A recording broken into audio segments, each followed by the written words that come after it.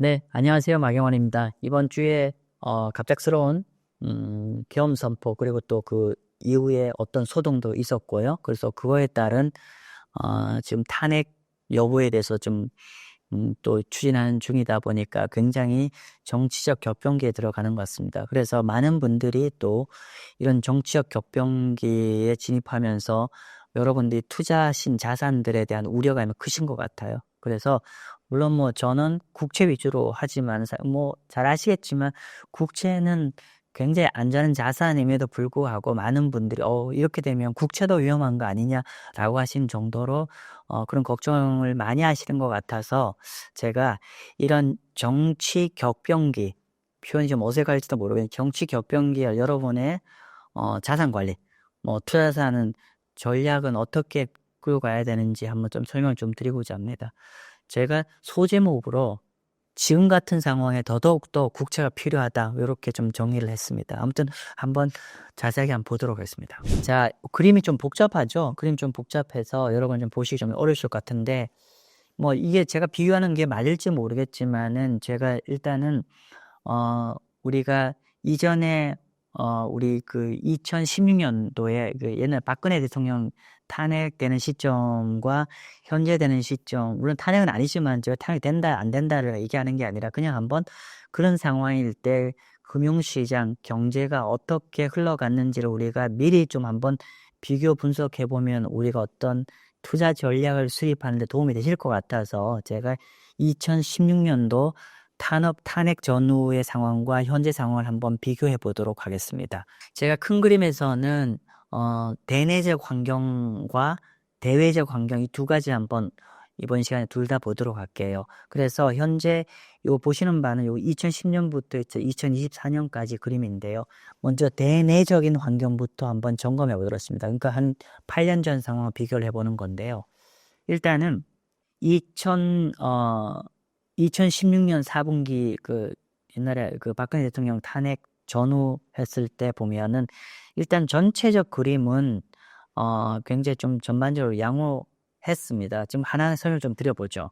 자, 먼저 여기 파란 색깔은 뭐냐면, 요 파란 색깔은 기본적으로 뭐냐면 여기가 물가입니다. 그러니까 뭐 최근 보시면 물가는 계속 이렇게 떨어지고 있죠. 물가 파란 색깔 라인은 물가가 계속 떨어지고 있는데, 이 당시에 2016년 국면에는 지금보다 물가가 낮으면서 점진적으로 올라가는 국면이었죠. 즉 보면 이때는 경기 회복 국면이라고 우리가 가늠해 볼 수 있고, 반면 현재는 물가가 높았다 물가가 계속 떨어지고 있는 국면이고, 현재 물가, 한국 물가 1.5 아래로 좀 떨어지고 있는 중이지 않아 1.5까지 떨어졌습니다. 그래서 물가는 이렇게 떨어지고 있는 중이고, 두 번째, 여기서 흰 색깔은 뭐냐면, 흰 색깔은 한국의 GDP입니다. GDP가 지금 한국 GDP는 점진적으로 계속 좀 떨어지는 국면인데, 반면에 2016년 같은 경우는 GDP가 옆으로 좀 옆으로 한 2.5, 뭐죠? 꾸준하게 좀 옆으로 좀 지키고 있는 중인데, 그러니까 정리를 하면 그 당시에 2016년 같은 하반기 같은 경우는 물가도 굉장히 낮게 있으면서 물가가 점진적으로 회복되는 국면이고, 성장률도 뭐 크게 급등 없이 꾸준히 갔던 상황이고, 반면 이제 여기 보시면 요 라인, 이게 색깔이 어떻게 표현할지 모르겠는데, 요 색깔은 뭐냐면 하늘색인데, 요 라인은 뭐냐면 한국의 잠재 성장률입니다. 그때 정리를 하면은 2016년 하반기 같은 경우는 그때 GDP 성장률이 한국의 잠재 성장률보다 높게 성장하고 있었습니다. 그런데 지금 현재는 보면 요 하얀 색깔에 보면 현재 잠재 성장률보다 아래 떨어지죠. 즉 한국의 잠재 성장률이 2%인데 현재 우리나라 성장률 1.5% 아래에 떨어지고 있습니다. 즉 정리를 하면 대내적 환경으로 보면은 2016년 하반기 대비 현재 전반적으로 그 당시에는 물가나 성장률 모두 다 양호한 상황에서 어떤 정치적 어떤 격변이 발생을 했고, 이번 같은 경우는 그때와 좀 다른 것 같습니다. 그때와 다르게 현재는 물가도 상당 부분 내려가고, 또 성장률도 현재 잠재 성장률 2%보다 아래로 떨어지고 있어요. 그러니까 전반적으로 대내적 경제 상황이 그때보다는 상당 부분 좀 현재 좀 안 좋게 흘러가고 있는 상황입니다. 두 번째로 대외적으로 본다는 거는 뭐 이렇게 되겠죠. 예를 들면은 결국 미국과 일본의 환경이 어떻게 흘러가는지에 대한 우리가 어떤 답을 찾으면 될 것 같고, 그러면서 우리가 수출이 어땠는지를 보면 될 것 같은데요. 먼저 보면은 여기 노란 색깔은 미국의 그러니까 그 컨퍼런스 보드의 미국의 경기 선행 지표입니다. 보시면은 2016년 하반기만 하더라도 미국의 경기 선행 지표 계속 회복을 하고 있었고요. 두 번째, 중국. 중국도 여기 보시면 중국은 이거 색깔 어떻게 연두색이죠? 여기 중국의 연두색의 경기 선행 지표인데 이때도 보면 그러니까 정리를 하면 우리나라의 빅2 무역 파트너인 미국과 중국이 이 당시에는 둘 다 굉장히 건재하고 회복되는 국면이어서 그래서 그 결과로 여기 이게 어떤 식으로 표현 분홍색이죠. 분홍색 점선인데 이게 한국의 그 당시에 전년 동월 대비 수출 증가율입니다. 즉 수출 증가율이 굉장히 양호하게 증가하고 있었죠. 즉 대외적으로 보더라도 그 당시에 미국과 중국이 경제 전반적으로 올라온 국면이고 그러면서 실제로 대외 수출 증가율도 꾸준히 증가하는 상황이었습니다. 반면 현재는 어떨까요? 현재는 보면은 물론 이제 외관적으로는 미국이 굉장히 양호하게 보이지만 경기 선행 지표는 미국이 좀 계속 좀 약간 꺾이고 있죠. 왜냐하면 오랜 긴축을 좀 했기 때문에 그런 거고요. 그리고 중국은 제가 긴 말씀 안 드려도 아실 겁니다. 굉장히 지금 둔화가 되고 있죠. 즉 정리를 하면 우리나라 입장에서 빅2가 있는데 중국은 이미 경제가 상당히 꺾여서 어려움을 겪고 있고 그나마 미국 때문에 경제가 버티고 있는데 미국이 또 우리가 지금 이제 경제가 점점 둔화되는 국면에다 플러스 우리 입장에서 도널드 트럼프의 관세 정책까지 펼쳐지다 보니까 대외 환경 여건은 굉장히 어려운 국면이죠. 아니야 다를까 최근에 보면 수출 증가율이 지금 꺾이기 시작하죠. 그럼 정리를 하면은 2016년의 하반기에 정치 격변기는 전반적으로 대내적으로나 대외적으로 전반적으로 양호한 상황이었던 반면에 현재 같은 경우는 2024년 12월 달 기준으로는 대내적 어떤 경제 상황이나 대외적 교역 상황도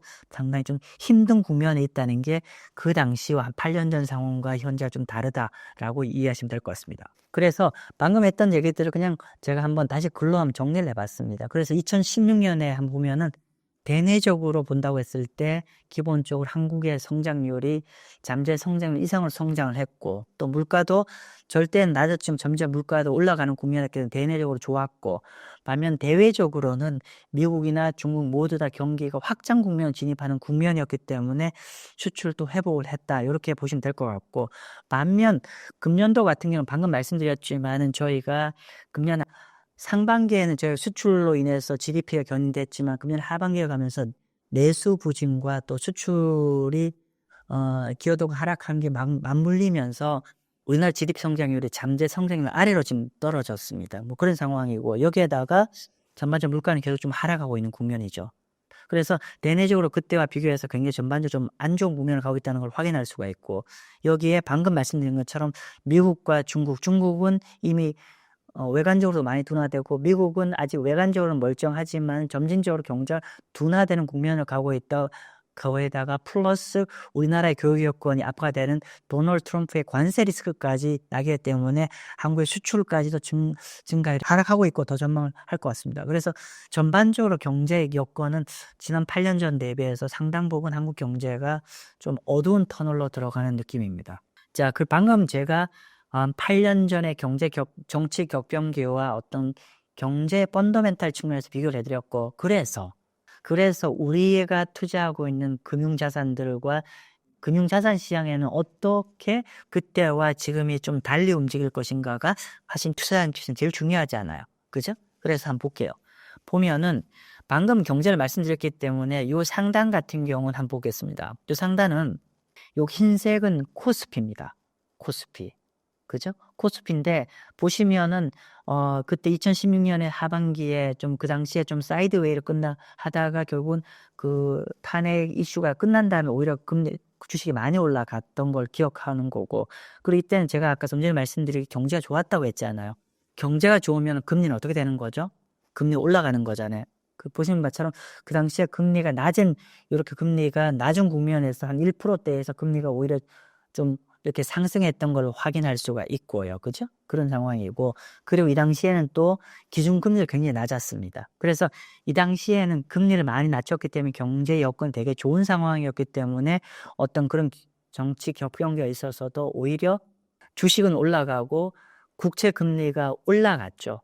물론 채권가격이 하락한 거죠. 그러니까 이 얘긴즉슨 주식은 올라가고 금리가 올라가면서 국채 가격이 하락했다는 건 경제가 되게 좋았다는 뜻입니다. 그래서 그 당시에는 정치적 격방제였겠지만 경제는 거의 부정적 영향이 없었던 걸 확인할 수가 있고, 반면에 지금 같은 경우는 어떠냐면은 전혀 다르죠. 방금 말씀드린 거 그때와 다른 건 지금 전반적 경제가 대내적 대외적 모두 나쁘다 말씀드렸는데, 지금 보면은 주식시장도 흰색 보시면 계속 밀리고 있고, 그리고 국채 금리가 계속 떨어지고 있죠. 뭐 경제가 우리가 대내적 여건 나쁜 걸 감안하면 당연히 더 떨어지는 건 당연할 것이고, 그리고 밑에는 어떤 얘기냐면, 이거는 뭐냐면은 우리가 지금 요 연두색이 뭐냐면은, 요 연두색이 외환보유고입니다. 외환보유고를 얘기하는 거고, 이때도 외환보유고가 있는데 그때보단 높지만은 외환보유고가 전반적으로 약간 감소를 하고 있습니다, 한국이. 그래서 아직은 절대적으로 높은 레벨입니다. 근데 요 빨간 색깔은 환율입니다. 그래서 요런 정치적 급변기에 일시적으로 환율이 떴지만 이후에는 환율이 안정화된 모습을 보이고, 이번 같은 경우 이번에는 좀 추세적으로 올라가는 환율에서 약간 더 급등해서 올라간 걸 확인할 수가 있습니다. 아무튼 요렇게 어떤 시장 움직임을 우리가 볼 수가 있을 것 같고요. 그리고 요거를 좀 금융을 좀 더 우리가 좀 제가 도표도 보여드리다 보니 여러분 좀 혼란스러우실 것 같아서 좀 더 보면은, 2016년 1차에 같은 경우는 주가가 결국은 이제 글로벌 경기 회복하다 보면 주가가 올라가고 금리도 떴죠. 경제가 좋았으니까. 그리고 환율도 겨울 조금 지나면서 저는 문제가 없었던 게 1기가 이렇게 됐어요. 그러니까 정리를 하면은 2016년에 정치 격변기에서는 경제 펀더멘탈이 전반 좋았기 때문에 이후에 주가가 올라가고 금리도 올라갔죠. 경제가 좋았으니까. 그죠?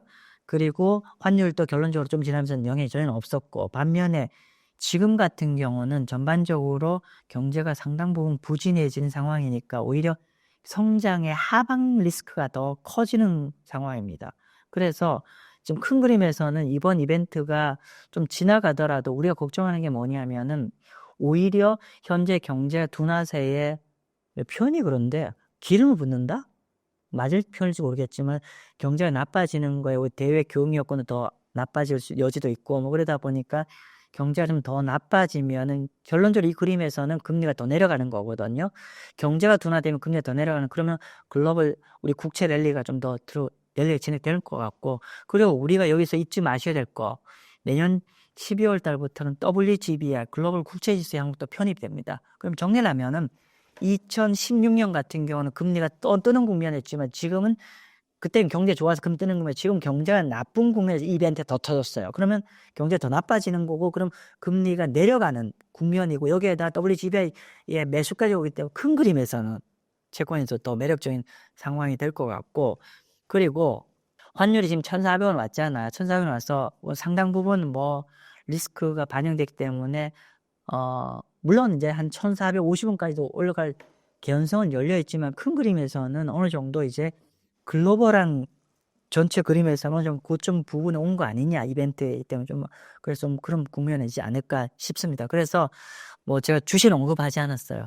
주식은 경제가 안 좋으면 아무래도 조금 부정적일 수 있지만은, 적어도 채권은 오히려 굉장히 중장기적으로는 굉장히 긍정적 영향이 있을 것 같고, 그리고 이건 뭐 방금 제가 지금까지는 한 8년 전에 정치 격변기와 이번에 정치 격변기를 어떤 경제 펀더멘탈과 금융시장을 갖고 비교를 했는데, 자, 지금부터는 시장의 관계자들에 대해서 현재 상황에 대해서 어떻게 저치하는지를 한번 보도록 해요.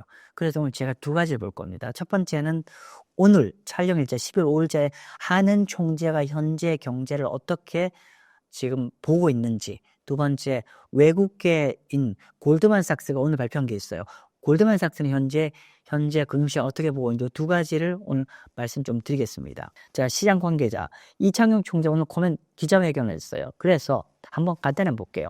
첫 번째, 이창용 총재가 보기에는 탄핵이 경제 성장에는 미친 영향은 굉장히 제한적일 것 같다. 우리 보셨잖아요. 2016년에 보이더라도 이 자체를 갖고도 뭐 큰 문제는 별로 없다는 걸 확인할 수가 있고, 또 하나 어떤 추가적인 충격이 없다고 하면 금융시장은 좀 일정 정상 돌아가죠. 뭐 우리 봤습니다. 그래서 방금 우리가 다 보신 바처럼 이창용 총장 이런 제가 미리 봤던 얘기를 지금 확인한 얘기를 하는 겁니다. 보면은 한번 읽어보겠습니다. 우리나라가 과거 탄핵 정국인 노무현 전 대통령이나 박근혜 전 대통령 두 번 겪었다. 그러나 이렇게 탄핵 정국이 길게 요 중요한 포인트다. 길게 이어지더라도 포인트. 정치적 프로세스와 경제적 프로세스는 분리될 수 있다는 걸 보여줬다. 그죠? 그래서 우리가 어떤 뭐 혹여나 제가 모르겠습니다. 앞으로 어떤 상황이 전개될지 모르겠는데 이 정치적인 걸 갖고 경제도 그렇게 문제가 엄청나게 문제가 많을 거라고 너무 걱정은 안 하셔도 될 것 같다. 과거에도 그랬었거든요. 그러니까 정치적 프로세스와 경제적 프로세스, 물론 처음에는 약간 충격이었기 때문에 화들짝 놀랐지만 결국은 이건 분리가 될 것이고, 분리가 된다면 이 어떤 금융시장은 뭐가 중요하다? 경제 펀더멘탈. 그러니까 정치로 인해서 경제 펀더멘탈에 어떤 영향을 주는지를 봐야 되는 게 중요하다는 거죠. 그렇게 보시면 될 것 같고요. 그래서 어쨌건 간에 여기 뭐 이창 총재 얘기입니다. 박근혜 대통령 탄핵 시기에도 이게 한 2분기 정도, 한 반년 정도 이어졌는데 그럼에도 단기적 영향도 적었고 중장기 영향은 거의 없었다라고 얘기를 했었고요. 그리고 현재 시점에서 어떻게 보는지 보죠. 지금 매우 빠르게 계엄이 해제가 되어서 성장률에 미치는 영향은 거의 없다라고 우리 금융당국에서는 판단하는 것 같고요. 그래서 선제적 금리 인하는 없다라고 했습니다. 자, 그런데 여기서 우리가 하나 또 보셔야 될 게 뭐냐면은 도널드 트럼프 관세를 하잖아요. 우리가 도널드 트럼프 관세를 하는데, 자, 우리가 지금 한은에서 전망한 성장률이 어떻게 되죠? 기억나시나요? 이거는 좀 기억하셔야 됩니다. 자, 한국은행에서 최근에 발표한 한국의 2025년도 성장률 전망 어떻게 되냐면은 성장률 1.9, 물가 1.9, 1.9. 2008년 성장률 1.8 전망했어요. 자, 근데 이거는 도널드 트럼프의 관세 효과를 제대로 반영을 안 한 효과입니다. 즉 뭐냐면은, 자, 도널드 트럼프의 관세 효과는 언제 반영될까요? 내년에 반영될까요? 성장률에 2026년에 반영될까요? 네, 맞습니다. 내년도 아니에요. 도널드 트럼프의 관세 효과가 본격적으로 반영되는 건 2026년이고요. 그러면 내년을 걱정해야 될 게 아니라 그 다음에를 걱정해야 되는 거죠. 그러면 지금 요번에 한국은행의 금통위의 경제조사국장이 진행하면서 얘기했던 게 뭐냐면은 아마도 2026년에 우리 전망이 트럼프 관세 효과 그대로 들어가 버리면은 1.8을 전망했는데 여기에 0.4를 더 떨어뜨렸을지 모르겠다. 2026년에 1.4%까지 경제가 둔화될 수도 있다라고 얘기한 거죠. 그래서 이런 부분들을 보시면 될 것 같고, 그래서 오히려 결론부터 얘기하면은 뭐 이것 때문에 일시적으로 많은 분들이 막 은행에 예금도, 그러니까 심지어 가장 안전한 국채도 막 매각해서 은행 예금 맡겨야 된다, 뭐 이런 두려움감이 있는데 현재 그런 걱정을 안 하셔도 된다는 걸 말씀을 좀 드리고요. 그리고 그 다음에 해외 자료들, 골드만삭스입니다. 아니나 다를까 지금 골드만삭스 얘기로는 뭐냐면은 지금 이제 이쪽에서 분석한 거는 24년대 과거 탄핵됐을 때 2차례를 가지고 분석을 해놨어요. 보니까 먼저 2004년도에 노무현 전 탄핵 당시에는 탄핵 표결 이후에 코스피가 20% 이상 반등했다가 다시 하락했던 걸 확인할 수 있고, 2016년에는 표결 이후에 20% 상승했다는 걸 우리가 알 수 있는데, 근데 중요한 거는 우리가 지금 국내 많은 투자자들이 걱정하는 게 뭐냐면 이런 여러 가지 혹여나 정치 격변기가 더 지속됐을 때 외국인들이 한국의 자산을 다 버리고 탈출하지 않을까? 이 걱정이잖아요. 근데 골드만삭스가 보기에는 과거의 전반적인 탄핵전으로 외국인의 대규모 유출이 없었다. 그럼 제가 여기서 많은 시사점을 하죠. 우리가 너무 걱정하지 마십시오. 정치는 정치고 경제는 경제입니다. 단지 우리가 판단해야 될 거는 이 정치적 영향 때문에 경제에 어떤 펀더멘탈 영향을 미칠지에 대한 고민만 하시면 됩니다. 그래서 너무 극단적으로 이게 한국 자금 엄청나게 그 외국인들이 다 탈출해 가지 않을까, 그러니까 그런 걱정 크게 안 하셔도 될 것 같다, 이런 얘기고요. 어쨌건 간에 뭐 이번 주 굉장히 큰 정책 이벤트들이 많이 발생을 했는데, 그럼 이런 시점에 사실 걱정이 되잖아요. 그럼 이런 정치 격변기에 우리가 그러니까 재테크 방향, 투자 전략 어떻게 해야 될지 제가 오늘 결론입니다. 한번 말씀드릴게요. 자, 이런 위기 상황에 필요한 투자 전략 무엇일까? 첫 번째, 국채 투자 안 하신 분은 지금이도 하시고요. 국채 투자 비중 늘려란 얘기입니다. 근데 최근에 아이러니가 뭐냐면은 막 이렇게 한국이 막 무섭다라고 하니까 국채 들고 있는 분이 막 국채를 매도하고 예금 맡겨요. 근데 제가 다시 한 번 말씀드릴게요. 예금보다 국채가 더 안전합니다. 그건 너무나 명확합니다. 그래서 예를 들면 이런 거죠.